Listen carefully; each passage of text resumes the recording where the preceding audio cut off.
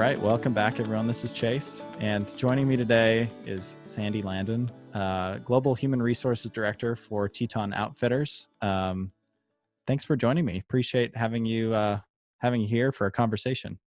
Yeah, thank you for having me. I'm excited. Yeah, thanks for taking some time, especially considering the wild world we're living in right now.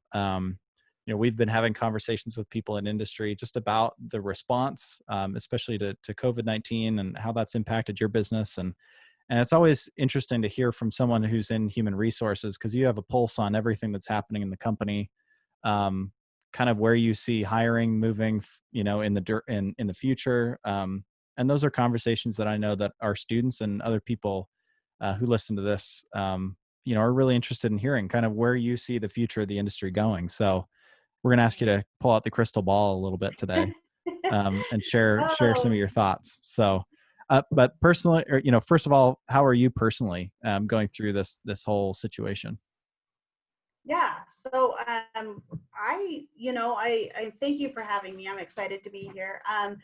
Personally, I'm doing very well with it. It's been a lot different ways of thinking, different ideas, being creative to make sure people are still feeling engaged, people are still feeling communicated to, as well as, a lot of us moved to a remote home location, but not only did we do that, but schools got closed and daycares got closed. And so along with work and those expectations people had home, whether it be children, parents that were in nursing homes that maybe came home. I mean, there's been so many different things that there's no handbook for that, right? Like, and so being able to do that, but personally, my family is all very healthy, and so I've been very blessed with that, as well as, we've been able to work through the pandemic, as well as the expectations that happen when you move a workforce from one day working all in the office to everybody working from home. And that includes a customer service group that is very tied to their phone, as well as the warehouse group. So I would say we've all handled this very well. My hope is that we continue to have no cases where people are feeling ill or feeling sick or have anything like that. We've been very lucky from a workforce to keep everybody healthy at this point. So. Oh, that's great to hear. You kind of touched on this, kind of the state of KLIM. End of March, I know that you all went, work from home. Worked remote. What was that like? I mean, you touched on some of the challenges and kind of working through that. How involved in that process were you from a human resources perspective? Like, what does your involvement look like when you're helping transition the team, fully to working from home? Right. So we moved everybody home from a KLIM standpoint, March 26th, and we made that decision on March 25th. It was a long time coming. I was heavily involved with our environmental safety and health group in monitoring not only federal laws, but each individual state laws where we had people located, as well as just business in general and what the smartest thing to do was. We are publicly held, so we're also very in the spotlight of what the public is looking for to be socially responsible. And so we were heavily deciding on, we wanted to be more proactive. So before the state of Idaho or even the state of Utah closed most things, we decided as a business that we could move our people home. It was definitely a transition, because a lot of our customer service teams, they didn't have home phone lines. What happens to people that don't have internet at home? And so there's all these things that you have to look at that you normally wouldn't worry about. And so being heavily involved in that, I have a great team of leaders. Our employees are amazing. From both the KLIM and 509 standpoint, because not only did we move our KLIM team home, we also moved our 509 team home as well. And so all of our teams worked together to make sure that happened, be as smooth for not only our internal customer, but mainly for our external customers, because there's so much going on in the world right now that we wanted our people that were our customers and our patrons to really feel that they could trust that we were going to take care of them through the whole thing. We kept our same day shipping. We kept our warranty turnaround time process the same. So that way there was no hiccups in our services to our clients. And so we've stayed connected. We had weekly touch bases with every team. And then randomly throughout the whole time we've been home, I just randomly go through employee lists and call people, send messages, find out how people are doing, how's their families, do they have everything they need to be successful, how are they feeling? Sure to keep a really good thumbprint on each of our team members and find out what we can do to make sure they're feeling transitioned good. Oh, that's great. What locations are we talking about? And you kind of oversee everything for Teton Outfitters, which includes 509 and KLIM, right? Right. And then you all fall within the larger organization, which you mentioned, Polaris, publicly traded company. Mm-hmm. So what locations kind of under your, territory, your circle of influence, what locations are affected? Yeah, so under my circle of influence right now is we have 14 states where there's people located. Our majority of those are in our corporate office in Rigby. And then we have another satellite office, which is 509's corporate office, which is out of Washington, Spokane. So those both were affected, the 14 states where we had different reps. We also moved all of our people. They were already working from home, but just giving them different guidance on how to do that because they no longer could go out in the field. We also did Canada and then our European office. And Wow. those are all under my umbrella. I mean, nothing prepares you for this. No. And no one gave you a handbook like you mentioned at the beginning. When you came into this role as a human resources director, how do you navigate something this big? Yeah. That no one really knows, completely what's going on. I mean, we have some good guidance out there, but how did you navigate this whole process? Well, I've been lucky enough because, like you said, there is no rule book, there's no handbook, and every state is different. So unlike certain things that are federally mandated, we had a federal mandate, and then each governor could make its own state requirements. And so that was probably the biggest thing to try to mandate because, again, each state's different.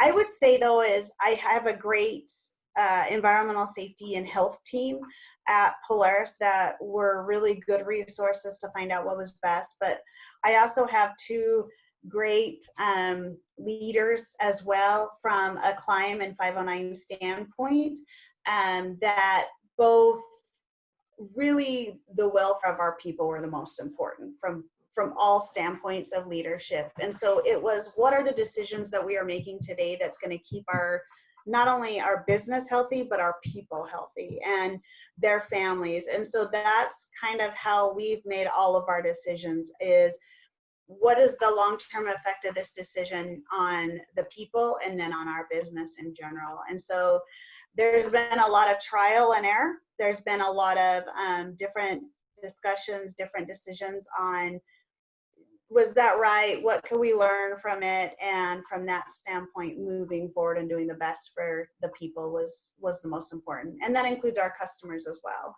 Right. No, that's great. And it's great to hear that there's great leadership, helping make these decisions and with the right intentions, right? Looking to take care of, the people in the company and the customer. From your perspective, in hiring, we talked a little bit about this and how that's changing. What has hiring been like for you? Because you oversee that whole process as well. And how do you see that changing in the future? Do you see, practices that you're adopting now sticking into the future? Yeah, definitely. I think, there's been a lot of things that we've learned through this remote workforce and through this, I guess, what we're called the new norm for a while. There's things that we're doing better and that we'll want to adopt. And some of those things is just different tactics of communication. It used to be a funny joke if it could be said in an email, then say it in an email, but people, would walk down to offices or whatever. And so we're learning that there are some things that we could work on our time management a little bit better. So we've learned that. From a recruiting standpoint is really being more creative and innovative in different ways to recruit employees. And some of those things are doing more one-on-one Zoom calls, Teams meetings, Skype calls, to really understand what those people are looking for, being more in depth in those initial phase interviews, because you're not going to have that one-on-one interview anymore. People are not coming to the office. They're not getting a tour. Working with the marketing team to do videos, of splicing and dicing all these videos of giving tours of what our building looks like, what a normal day at KLIM or a normal day at 509 might look like. How do those things look so that someone is feeling engaged in the business, because they're basically going to make a decision by trusting you. And so I'm making a decision to hire someone without actually having them come to an area where they normally would have came, seen the area, seen the school district, seen where they're going to live. And so really being able to think more creatively by getting involved not only in our business and showing that by video, but also in the communities and showing these people what communities are. Also getting them involved in some of the community things, for instance, getting them involved in what a realtor might offer or what the schools look like, or because right now schools aren't even sure they're going to open in the spring, in the fall. And so what does that look like as we start looking at the future? Because I've literally had to make job offers and had people accept without ever meeting them. And that's a big thing, especially for a company that is as dependent on culture as our company is. Culture is very big for us. And so really developing a partnership of trust and making sure we're being candid with what that candidate experience is, listening to them, understanding where they're coming from.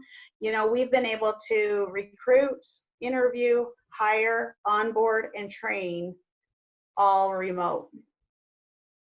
That's amazing. I mean, that's a tall order. And to be able to do that on the fly is really incredible. What are you looking for, if anything, anything different in new hires? Are there new attributes that, maybe were important, but you weren't as important as they are now? Like, are there new things that you're looking at when you're looking to make a hire?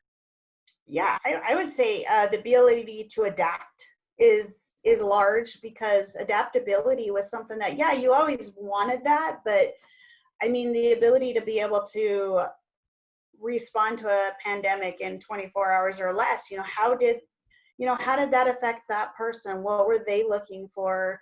We've had a lot of people too that they've kind of stopped looking for a job during this time. And those are the ones where we're like, why aren't you? Well, companies aren't hiring. Well, companies are still working. And so what are they, what are those answers, and how important is flexibility to them? Also, I think a big thing for me is, what have they done during this time? What have they used this time to develop or to find out about themselves? Or, have they used this time to explore? One of the things that you and I were talking about is, as a company, we've used this time to go, hey, what are we good at and what are we not so good at? Those things that we're not so good at, are we going to improve them, or are we going to say that's not important to our business anymore?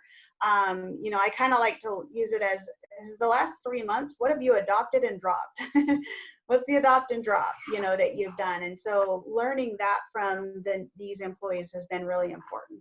That's powerful. And it's something that I've heard from another, person who works in the HR talent acquisition space for Specialized in Salt Lake. She kind of mentioned something really similar. She said, every hiring manager out there, I mean, they're going to ask about the pandemic, Yep. Even when we're past this, I think that's going to be something that will be talked about. It's like, what did you do during that time? And it's okay to say, I took some time to just breathe and figure some stuff out. And then, yeah, I went and worked on these issues or these items and developed these skills.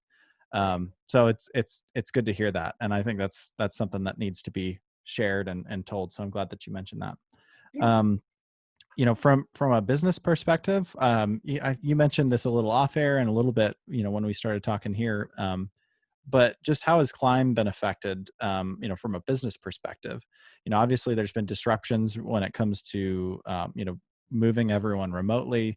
How's the business fared? Like, what's the outlook moving forward? From a business perspective and sales. Right. So from a business perspective, we are actually outpacing what our budgeted forecasts were.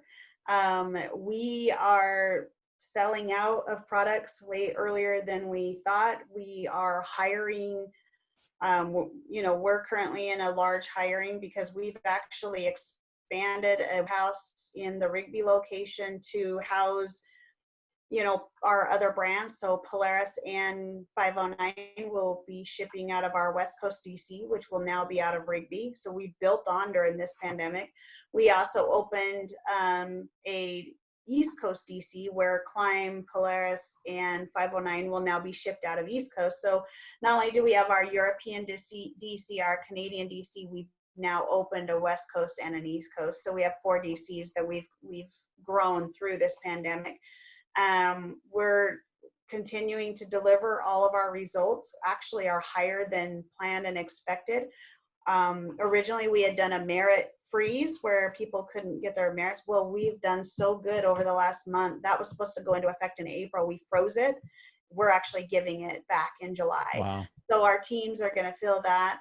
We froze some benefits in April. We're going to give those back in July, just because we are trying to prepare for what the outcome might be. And it's been, people are going outside, they're going outdoors, they're starting to partake in our industry more than they ever have. As a head company, Polaris can't keep Razors, Rangers, none of the units on the floor at their dealers.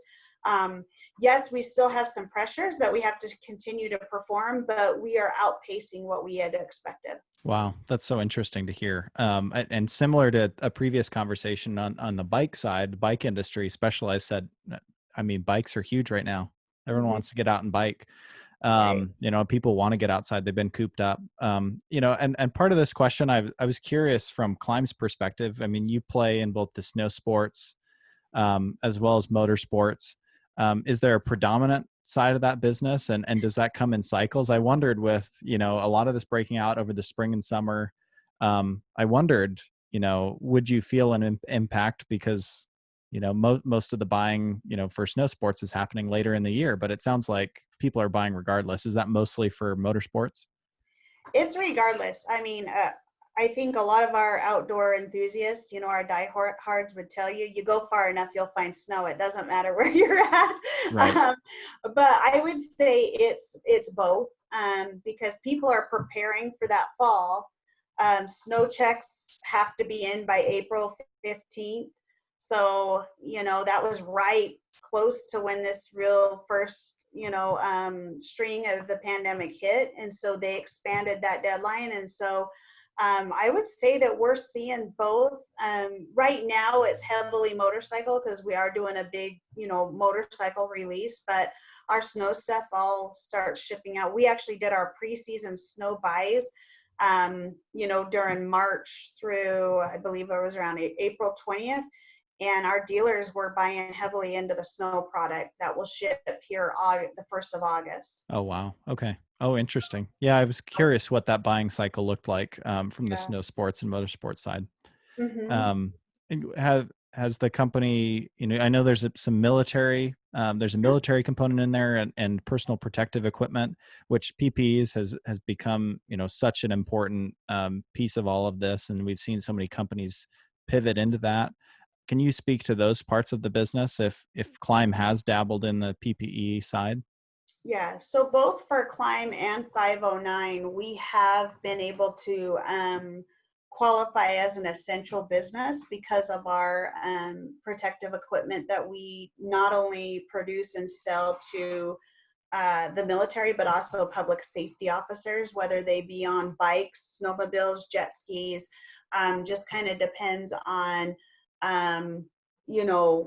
I guess which sector they're in. And so we are still heavily producing and shipping that out. We were able to keep our warehouse to a small staff that was using social distancing, masking, temperature taking, all of that, that could continue to ship out while the pandemic was going. Because we actually also, between 509 and KLIM and Polaris, we did goggles for doctors, Mm. where we donated, I believe it was over 5,000 pairs of goggles that went out to the medical professionals, because masks just weren't available and the face shields weren't available, because as factories were getting bombarded. So we had goggles and we donated those to doctors. Oh, that's great. That's awesome to hear. Kind of going back to some of the day-to-day impacts, and some of the changes that have been happening within the company. You all ultimately make products, physical items. Yes. Working remotely, what have you heard from design development teams, about some of the challenges, the opportunities that have come with designing physical products apart? Yeah. So, I would say from the design development and, product line teams, really getting, the front end of the process has worked pretty smooth, because a lot of that is still just concepts and communication and Zoom meetings and, preparing for what's going to come out of the other end. Where it's been a little bit more difficult is fit, filling the materials, touching, zipping zippers to find out how the claws are working with our garment. Is there any bunching in the garment? And so those are the things that have been a little bit more difficult, where, there's only so much you can see over a screen, without the feel and the touch, or seeing the colors, depending on people's individual screens. What does that color of blue look like? On my screen, it might be more royal. On your screen, it might be more teal.